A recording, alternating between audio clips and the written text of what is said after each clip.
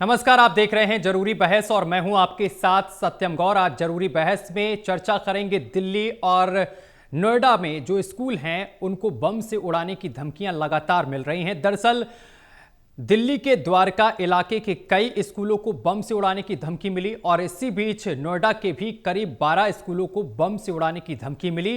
इससे स्कूलों में हड़कंप मच गया क्योंकि वहां उस दौरान एग्जाम चल रहे थे, यानी कि परीक्षाएं चल रही थी। बच्चे सुचारू रूप से परीक्षा दे रहे थे। जिस वक्त ये धमकी भरा ईमेल आया, पूरे स्कूल परिसर में हड़कंप मच गया, अफरा तफरी मच गई। बम की धमकी मिलने के बाद पुलिस को जानकारी दी गई और तलाशी अभियान शुरू किया गया। इससे पहले भी कई बार दिल्ली एनसीआर के स्कूलों को बम से उड़ाने की धमकी मिली है। पुलिस फिलहाल मामले की जांच में जुटी है। हालांकि अक्सर ये बम की अफवाहें निकलती हैं, लेकिन पुलिस अपनी ओर से कोई कोताही नहीं बरतना चाहती है। बम की अफवाह के बाद कई बार स्कूलों को खाली करवाना पड़ता है।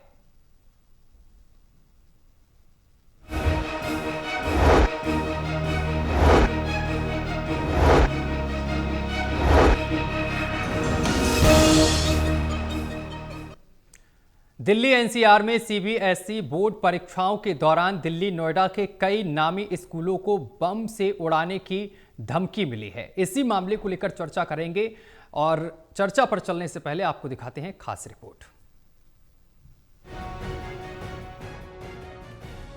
दिल्ली एनसीआर के स्कूलों को बम से उड़ाने की मेल लगातार स्कूल प्रशासन को मिल रहे हैं, जिसके चलते पेरेंट्स में डर का माहौल बन गया है। बता दें कि सीबीएसई बोर्ड की परीक्षाओं के दौरान नोएडा के कई नामी स्कूलों को बम से उड़ाने की धमकी मिली। वहीं दिल्ली के भी कई स्कूलों को बम से उड़ाने की धमकी मिली है। नोएडा के कई स्कूलों को ईमेल मिलने के बाद पुलिस ने जांच शुरू कर दी है। अलर्ट मिलने के बाद से पुलिस ने स्कूलों में बम स्क्वाड, डॉग स्क्वाड, कमांडो की टीम के साथ तलाशी अभियान चलाया। जांच में कोई संदिग्ध चीज नहीं मिली है। स्कूल प्रबंधन को विशेष सावधानी बरतने की अपील की गई है। बता दें कि दिल्ली के स्कूलों में सीबीएसई और यूपी बोर्ड की परीक्षाएं जारी हैं। इस बीच धमकी भरे ईमेल का मामला सामने आने के बाद परीक्षार्थियों के साथ साथ पेरेंट्स की भी चिंता बढ़ गई है। हालांकि किसी भी जगह पर कोई संदिग्ध वस्तु नहीं मिली, लेकिन परीक्षाओं के बीच धमकी देना, सीधे बच्चों को प्रभावित करना मकसद बताया जा रहा है। बता दें कि नोएडा और दिल्ली के स्कूलों को एक बार फिर से बम से उड़ाने की धमकी हॉक्स मेल का मामला है। सभी मेल सुबह के समय भेजे गए। जानकारी होने पर स्कूलों ने तत्काल इसकी सूचना स्थानीय पुलिस को दी। पुलिस टीम मामले की जानकारी मिलते ही मौके पर पहुंची। इसके बाद जांच की प्रक्रिया को शुरू किया गया, लेकिन जांच करने पर स्कूल से कुछ भी बरामद नहीं हुआ। बोर्ड की परीक्षा के दौरान दिल्ली के कई स्कूलों को ईमेल के जरिए बम से उड़ाने की धमकी मिली। सूचना मिलते ही पुलिस, अग्निशमन सेवा, बम निरोधक दस्ता तुरंत कार्रवाई करने पहुंचा। सुरक्षा एजेंसियां स्थिति की जांच कर रही हैं। डीएफएस अधिकारी ने बताया कि द्वारिका में सीआरपीएफ पब्लिक स्कूल और सेंट थॉमस स्कूल और पश्चिम एनक्लेव में डीएवी सेकेंडरी पब्लिक स्कूल को धमकी मिली है। स्कूलों को बम से उड़ाने की धमकी के बाद अभिभावकों और छात्रों में डर का माहौल बन गया है, लेकिन दिल्ली पुलिस की साइबर सेल मामले की जाँच में जुटी हुई है। दिल्ली से टोटल टीवी के लिए कैमरा पर्सन शूरवीर के साथ जितेंद्र शर्मा की रिपोर्ट।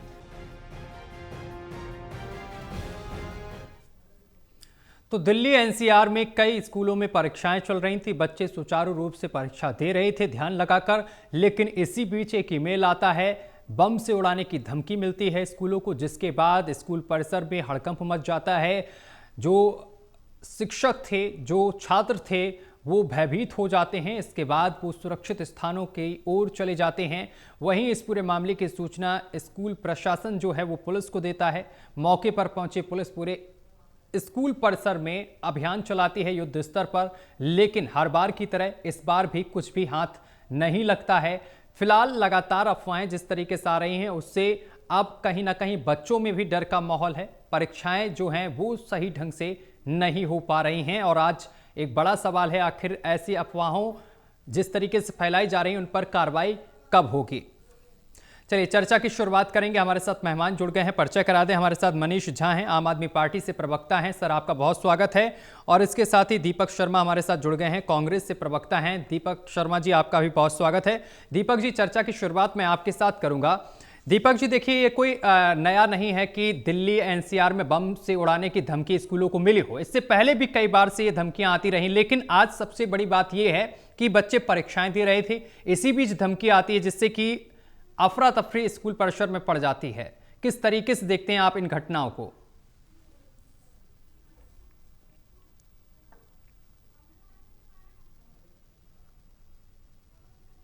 दीपक जी, एक बार अनम्यूट कर लीजिए, आपकी ऑडियो नहीं पहुंच पा रही हम तक।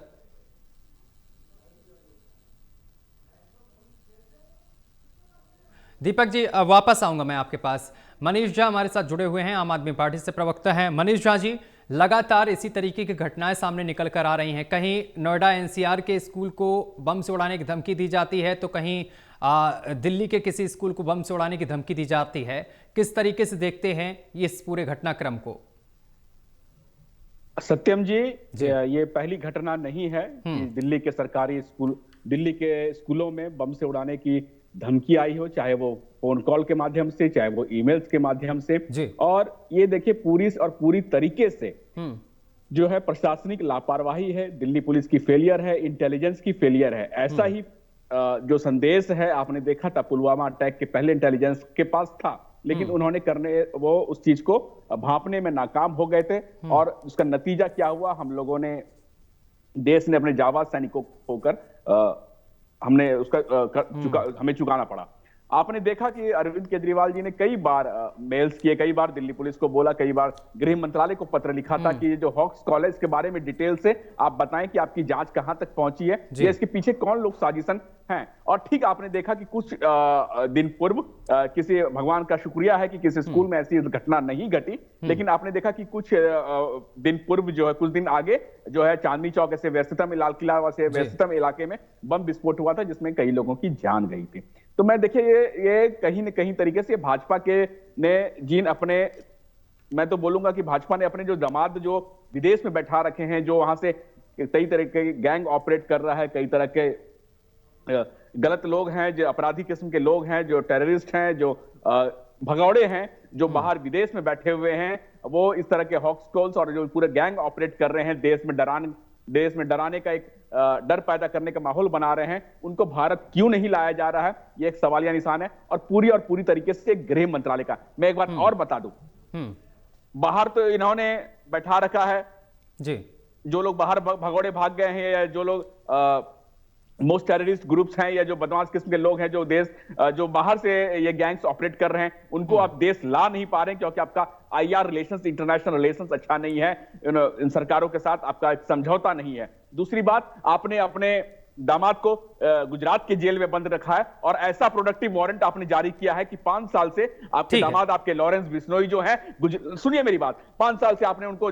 गुजरात की जेल में बैठा रखा है, जिसके कारणवश दिक्कत यह हो रही है कि बाकी राज्यों की पुलिस जिसका उनके ऊपर जो वारंट्स है, वो उन पर पूछताछ नहीं कर रही है। सरकार आकर जवाब दे, ऐसा क्या मामला है भाई, क्यों आपने 5 साल से प्रोडक्टिव वारंट पर उसको गुजरात की जेल में बंद कर रखा है? आप लाइए दूसरे राज्यों में के पुलिस को उनसे पूछताछ करने दीजिए। तो ये हर तरीके से जो है, जो गृह मंत्रालय है और दिल्ली पुलिस का नाकाम फेलियर है, इससे कमजोर मंत्रालय जो है आज तक देश ने कभी नहीं देखा था। और खुदा ना खास्ता ये आज जो ये कॉल्स आ रहे हैं, हम लोग को डर यही है कि भगवान से हम यही मनाते हैं कि दिल्ली भगवान के हाथों में सुरक्षित रहे, क्योंकि ऐसे मामलों पे, और ये सीरीज ऑफ कॉल्स आ रहे हैं। देखिए एक बार नहीं है कि एक मामला, ये 2 मामला, मुझे लगता है कि कम से कम दर्जनों मामले सत्यम जी ऐसे हो गए। ठीक है सर, मैं वापस आऊंगा आपके पास। बहुत सारे मामले हैं, कई बार इस तरीके की कॉल्स आई हैं। ठीक है, इस पे प्रशासन और सरकार कब तक सीरियस होगी, और गृह मंत्रालय कब अपना रुख बयान स्पष्ट करता है? राहुल त्रिवेदी, हम लोग उसका वेट कर रहे हैं। राहुल त्रिवेदी जी, आपका बहुत स्वागत है।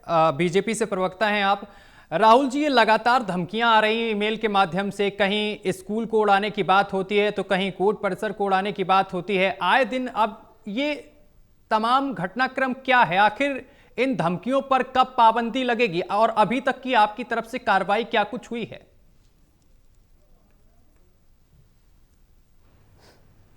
पूरी तरह से साइबर क्राइम है जी, और इसके लिए जो दिल्ली पुलिस और बाकी इंटेलिजेंस विभाग के जो साइबर सेल है, उसका एक विशेष दस्ता बनाया गया है, जो सिर्फ और सिर्फ ऐसे धमकियों को या इस तरह के फर्जीवाड़े मेल को जो हॉक्स कॉल के तरह आते हैं, उनके ऊपर वो काम करती है, उनकी जांच करती है, और समय समय पर उनके खिलाफ कार्रवाई भी होती रहती है जी। रही बात केजरीवाल गैंग की, जो बात कर रहे थे, केजरीवाल एक गैंग है, और केजरीवाल गैंग के लोग जो हैं, वही लोग हैं जो खालिस्तानियों से मिले हुए हैं, और उन्हीं के लोग हो सकता है कि इसमें शामिल हो, क्योंकि ये केजरीवाल के लोग अभी बोल रहे थे कि क्राइम पे रोक नहीं रख सकते। 1 हफ्ता के अंदर 2 सरपंच, आम आदमी पार्टी के 2 सरपंच की पंजाब में हत्या कर दी गई। ये तो हॉक्स कॉल है। सत्यम जी, इनको बता दीजिए, सत्यम जी, इनको बता दीजिए तड़ी पार कौन है, इनको बता दीजिए तड़ी पार कौन है। ये अपने बात पे जुबान में लगाम लगाएं, इनको बता दीजिए तड़ीपार कौन है। उनके घरों में चुप रहिए, अभी मैं बोल रहा हूँ आपकी बात, आप आराम से सुनाऊंगा, आप मेरी बात सुनिए चुपचाप। राहुल जी, फिर बोलिएगा। अरे फालतू बकवास करोगे सुनेंगे तुम्हारा। राहुल एक मिनट तड़ीपार कौन है बता दो।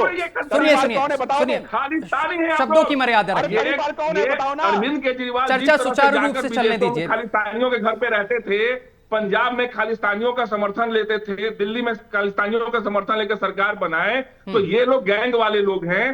और कहीं ना कहीं हो सकता है जांच की सुई इनके तरफ से जाए, क्योंकि जब से इनकी सरकार दिल्ली में गई है तब से इस तरह से हॉक्स कॉल बढ़ गया है और सरकार मुस्तैदी से इस पर जांच कर रही है। राहुल जी, अगर आपके पास सारे इनपुट हैं तो कार्रवाई कीजिए ना।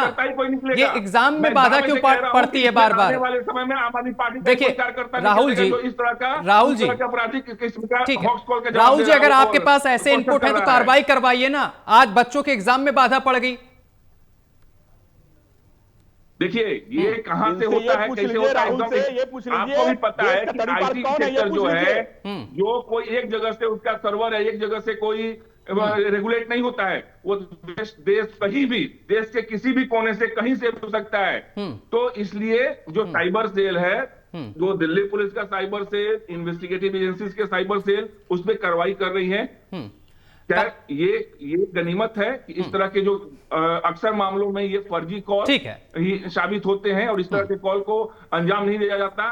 लेकिन इस पे प्रशासन पूरी मुस्तैद है और मैं फिर भी दावा कर रहा हूं कि जब से सरकार गई है आम आदमी पार्टी की दिल्ली में, इस तरह के कॉल की जो संख्या है वो बढ़ गई है और अगर जांच हो रही है। ठीक है, मैं वापस आऊंगा आपके पास। दीपक शर्मा जी, इसके आम आदमी पार्टी के कोई ना कोई गुंडे का हाथ होगा और उसी के कोई ऐसे दीपक शर्मा दिमागी आदमी का या अपराधी का हाथ होगा। ठीक है दीपक शर्मा जी, ठीक है सर, वापस आऊंगा। दीपक शर्मा जी, ये बिल्कुल आ रही है आपके पास। दीपक शर्मा जी, आए दिन ये स्कूलों को धमकी, न्यायालय को धमकी मिलती है ईमेल के माध्यम से बम से उड़ाने की, लेकिन कार्रवाई क्या की जा रही है वो राहुल जी कह रहे हैं इस पर कार्रवाई की जा रही है, लगातार जांच पड़ताल हो रही है।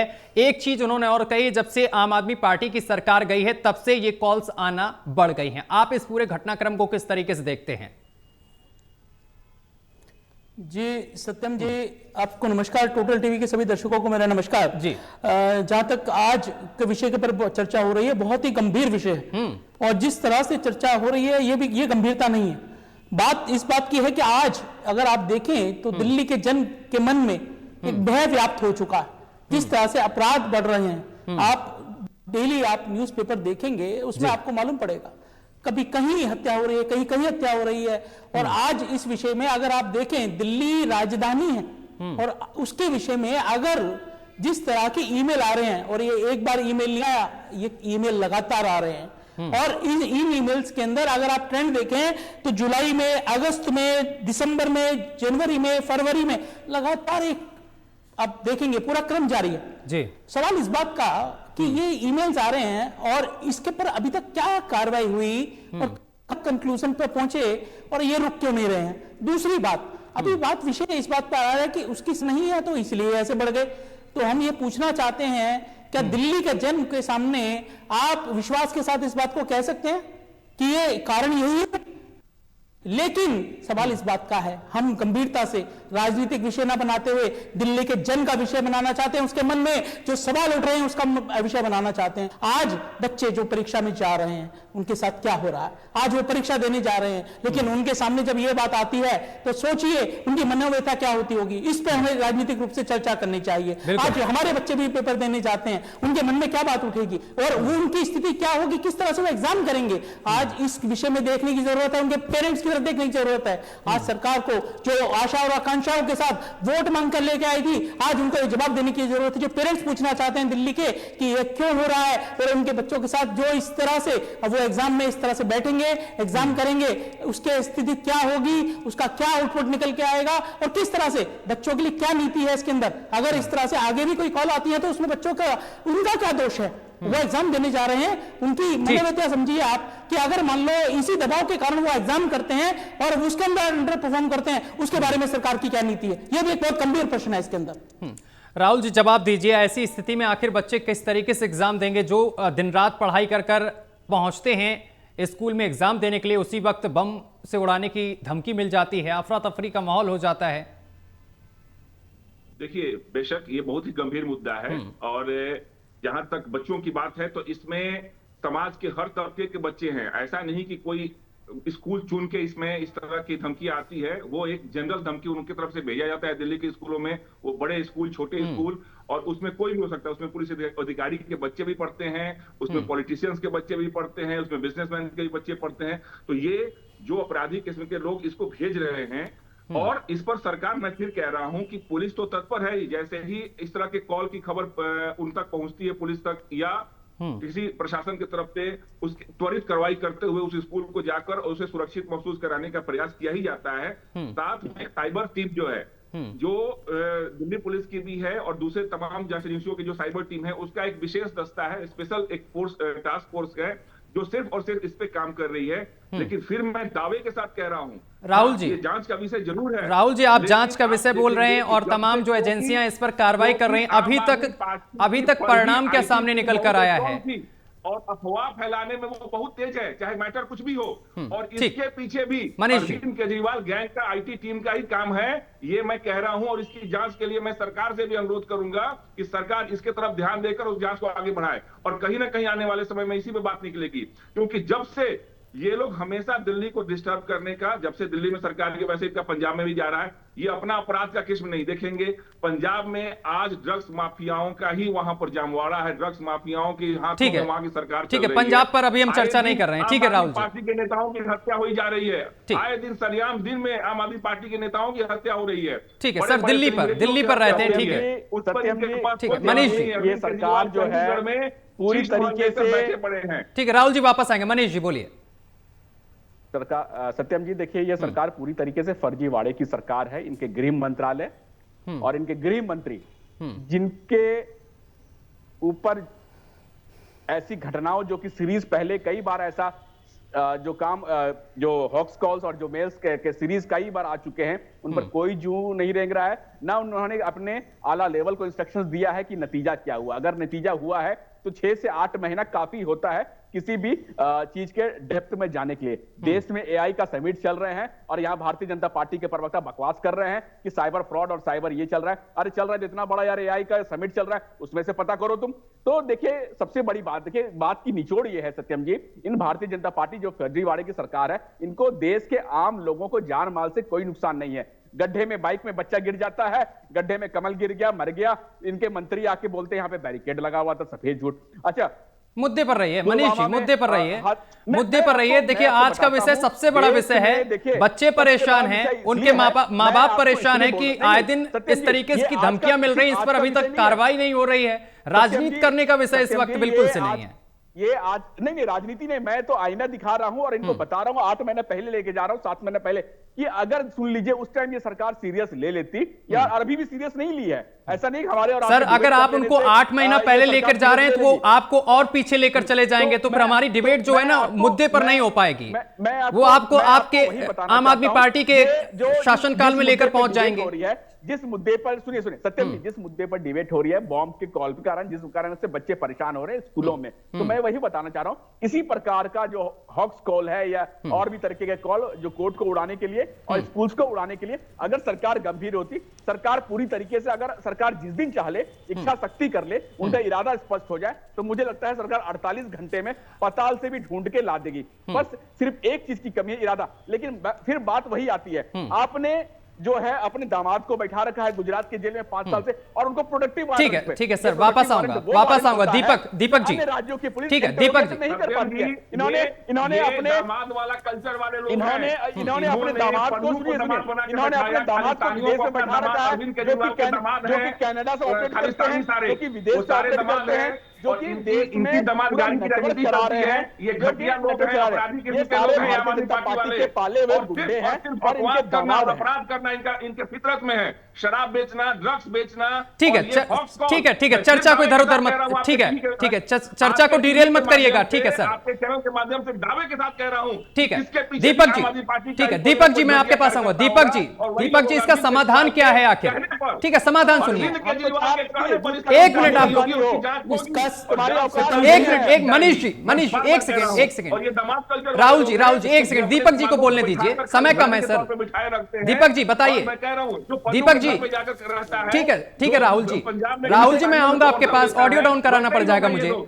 दीपक जी, अपराधी यही लोग हैं। समाधान क्या है? ये आए दिन जिस तरीके से सत्यम जी, इनसे पूछिए धमकियां ना, आ रही अपने हैं। दामाद की खातिरदारी 5 साल मनीष से क्यों जी। कर रहे हैं गुजरात में? गुजरात में किस दामाद की खातिरदारी 5 साल से हो रही है? मनीष जी एक सेकंड, मनीष जी एक सेकंड। दीपक जी, दीपक शर्मा जी, इस समस्या का समाधान क्या है? समाधान एक ही है, केजरीवाल गैंग का सफाया। केजरीवाल गैंग का सफाया कर दीजिए, देश में सारी समस्या समाप्त हो जाएगी। एकदम आवाज आनी बंद। ठीक है, दीपक जी ऑडियो पहुंच रही है आप तक? ठीक है, दीपक जी के पास दोबारा आएंगे। मनीष जी बोलिए आप।